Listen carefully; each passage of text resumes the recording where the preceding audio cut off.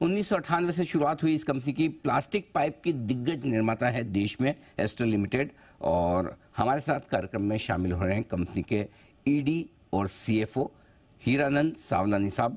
सावलानी साहब ने बीकॉम किया है, सीए, सीएस, सीडब्ल्यूए, सीएमए और एलएलबी। ढेर सारी डिग्रियां सर के पास में है और गोल्ड मेडलिस्ट भी रहे हैं सर, और all India ranking chartered accountant भी है। 26 सालों से ज़्यादा लंबा गहरा सावलानी साहब का अनुभव है। कल आए नतीजे बाजार बंद होने के बाद, मैं आपके सामने पहले नतीजे रख दूं। आय 16% बढ़कर आई, 1363 करोड़ के आसपास।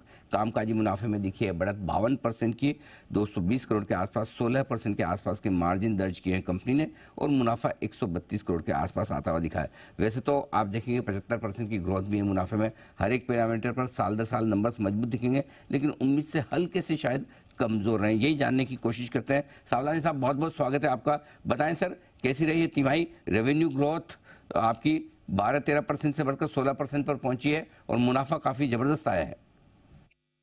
अनिल जी, ग्रोथ तो काफी स्ट्रांग रही है। आप देखोगे तो वॉल्यूम में भी हमने 28% दर्ज किया हुआ है, और वैल्यू में थोड़ा कम था क्योंकि वो बेस इफेक्ट है। जो लास्ट ईयर पॉलीमर के प्राइस बहुत हाई थे, अभी पॉलीमर के प्राइस कम है, तो उसकी वजह से वैल्यू थोड़ा कम है।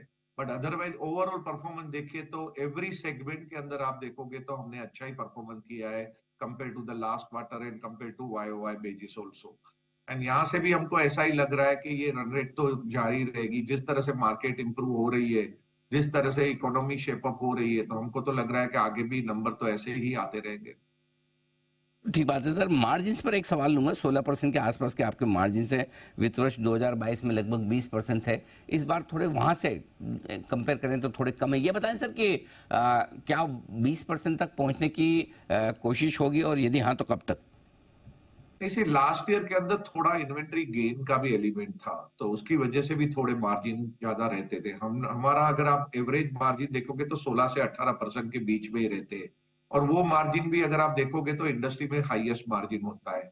इंडस्ट्री में कोई भी कंपनी इतने मार्जिन पे काम नहीं कर रही है, तो मेरे ख्याल से वही रन रेट 16 से 18 की रन रेट मेंटेन रहती है, और उसी रन रेट पे हम लोग ये साल में भी काम करेंगे।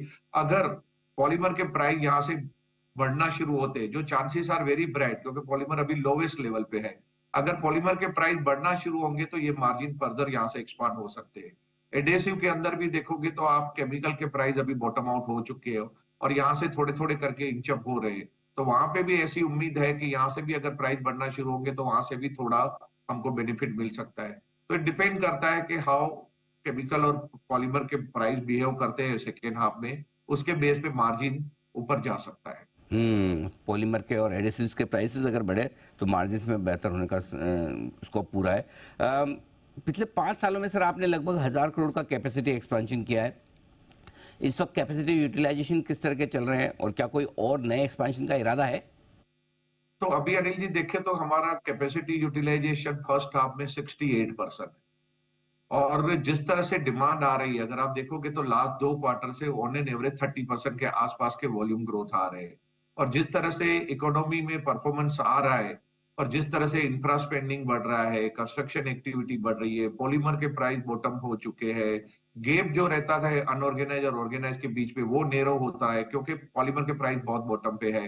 तो ये सब को देखते हुए हम लोग और भी फर्दर एक्सपांशन कर रहे हैं। अभी हमने रिसेंटली गुवाहाटी का प्लांट शुरू किया जिसकी कैपेसिटी 20,000 टन के आसपास है, और दूसरा एक प्लांट हमारा तेलंगाना में नेक्स्ट ईयर सेकेंड क्वार्टर में आएगा जिसकी कैपेसिटी करीबन 70,000 टन के आसपास है, और एक और प्लांट कानपुर में आ रहा है जिसकी कैपेसिटी रफली अबाउट 50,000 मेट्रिक टन है, जो हम Q4 नेक्स्ट ईयर में टारगेट बना रहे हैं। बात है, बिल्कुल परफेक्ट है। आपने कहा सर कि हम यही ग्रोथ मेंटेन भी करेंगे, तो मैं 2 चीज़ समझना चाहता हूँ। ग्रोथ किन सेगमेंट से ज़्यादा आ रही है, और दूसरा ये कि क्या अगले 6 महीने इस फाइनेंशियल ईयर के पहले 6 महीने से बेहतर होंगे रेवेन्यू, मार्जिन और प्रॉफिट के लिहाज से? तो अगले 6 महीने फर्स्ट हाफ से हमेशा बेटर ही रहते हैं। अगर आप हमारी हिस्ट्री स्टडी करोगे ना पिछले 15 साल की, तो सेकेंड हाफ ऑलवेज बेटर रहता है। और सेकेंड हाफ में अगर आप देखोगे तो मोटा मोटा रेशियो है ना 55 to 60% सेकेंड हाफ में आता है, 45% के आसपास, 40-45% फर्स्ट हाफ में आता है। तो सेकेंड हाफ तो बेटर रहेगा, उसमें तो कोई सेकेंड थॉट नहीं है। ठीक बात है। और पूरे साल भर के लिए कोई गाइडेंस सर रेवेन्यू प्रॉफिट का अगर आप देते हैं तो? आई थिंक हमने 15% ग्रोथ का गाइडेंस दिया हुआ है value terms, sorry volume terms में, जो अभी फर्स्ट हाफ के अंदर करीबन 30% ऑलरेडी अचीव हो गया है, तो आराम से लग रहा है कि हम 20% के ऊपर ही वॉल्यूम करेंगे। हम लोग ट्राई तो 25% के लिए भी करेंगे। जिस तरह से अभी मार्केट में डिमांड सिनेरियो इंप्रूव हो रहा है, तो देर आर हाई प्रोबेबिलिटी कि हम 20% से ज्यादा ही करेंगे। तो कीप फिंगर क्रॉस कैसे सेकेंड हाफ स्पेन आउट होता है, बट हमारी उम्मीदें तो काफी हाई है सेकेंड हाफ से। क्या बात है सर, मैं पूरे आपके इंटरव्यू में यही सोचा था कि एक तो कोई बड़ी चीज़ मेरे हाथ में लगे, तो आपने 15% का वॉल्यूम गाइडेंस दिया, आप कह रहे हैं कि 25% तक की ट्राई कर सकते हैं। ये बेहद इंटरेस्टिंग होगा देखना। तो उम्मीद करते हैं सर सेकंड हाफ आपके लिए बहुत मजबूत रहे, बेहतर है। बहुत बहुत धन्यवाद सावलानी साहब, हमें समय दिया आपने और नतीजों पर विस्तार से बातचीत की sir. Thank you so much. Thank you so much.